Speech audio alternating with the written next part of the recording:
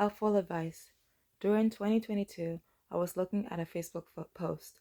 One of the people whom I follow on social media stated, "Do not enter contracts too quickly until you know how the person travels, deals with money, and how they react when they get angry." To me, that was really good advice. There was a time I entered into a contract with a friend of mine and things didn't go as I planned. The advice I learned from that Facebook post was very encouraging. Don't enter into contracts too quickly until you know how the person travels, until you know how they deal with money, until you know how angry they get. A friend of mine says we should be atmosphere changers. When we enter a room, the atmosphere must change for God's glory and honor. Fellowship. February 19th, 2022. I remember in the early 2000s when I was at El Calvario, the Calvary Church, being eager to find a spouse and wanting to be married. I was about to read my Bible and um, open something as a meditation and motivation. I saw the words, "The Lord is your husband." My eyes were glued to that passage of the Bible, and I knew the message was directly a message from God to me. But I closed the Bible quickly and began to rationalize in my mind, how could God be a husband? He's not even human. I was in denial for years. I remember some sisters from the Dominican Republic, Panama, and El Salvador used to pray together. We used to enjoy our time with God so much. I had this profound dream. I was at the first floor of my boyfriend's house. In a dream, I had a boyfriend. But in real life, I didn't have a boyfriend. He held my hand and caressed it gently. For some reason, he represented Connie from high school. Yes, Connie can be a man's name too, just like Alice was used as a man's name also. As I was saying, I was just thinking how my siblings as kids used to laugh at my name because another man was named Alice. I still believe God is in a workshop of doing the impossible. He's able to turn my family around. He's in the business of changing hearts to honor and worship Him. Change of thought. I had constant dreams where I had brothers and sisters in Christ worshiping God. They represented a group of believers that would come to worship God in Columbia, Maryland. Our home church service would end at 9 p.m., but I had dreams they were staying for many hours. I would have dreams of them worshiping God constantly. The leader there would encourage us to meet God in our prayer closet and pray and worship until 12 a.m. in the morning. Those were very encouraging times. It opened my eyes to understand my behavior, good and bad, how it impacted my relationship with people, how it affected my relationship with God, and how it affected me. I didn't know the dreams were things that were actually happening until a friend of mine said it was something they were doing. At times they would stay till 4 a.m. and pray and worship God because it was Friday and no one had to go to work on Saturday. At my boyfriend's house. As I was saying, my boyfriend's house was spacious. The atmosphere was so thick from being in the presence of God. It was like his father was a being that commanded respect and honor.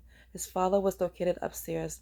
I just needed to go upstairs. His father would be there. But at the same time, there would be so much holiness in the atmosphere associated with the presence. It was like the presence commanded so much weight and respect and a good ounce of dignity and honor and purity, something that even I couldn't resist being around in a dream.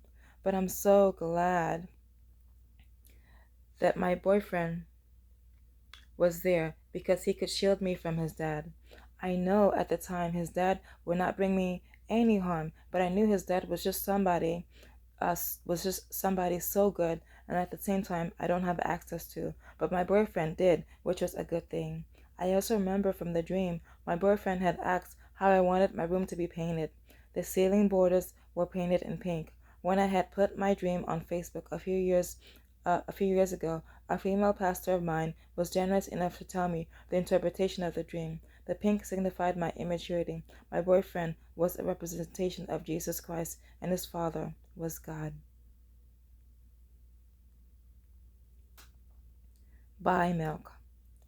I remember as a teen in middle school, I went to Giant with my brother Joshua. I heard a voice that told me to buy milk. I heard it several times but ignored it. And when I got home, my mom told me, "I wish you had bought milk." I was in regret for not listening to the voice that was God or perhaps an angel of God.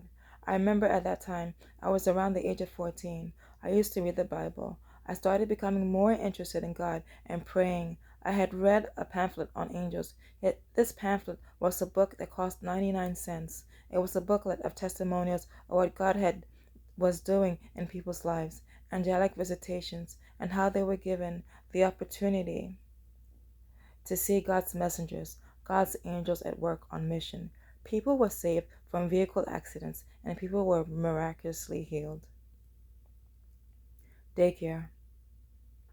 I remember as a child, I was at a daycare in Maryland. The children were playing in the classroom.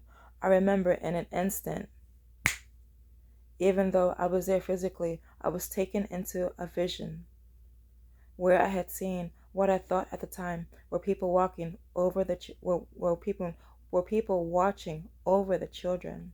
I was looking above the people that were watching the children, and now that I reflect on that, I can honestly believe that what I was looking at were dark forces of evil. I was placed above them as they looked at the children and plotting among themselves. I saw the children playing with the classroom toys and with each other, and I didn't notice they were being watched. I must have been around 3 years old when this took place. It looked like the group of spirits was talking among themselves, some sort of planning, and I was instantly brought back to my body.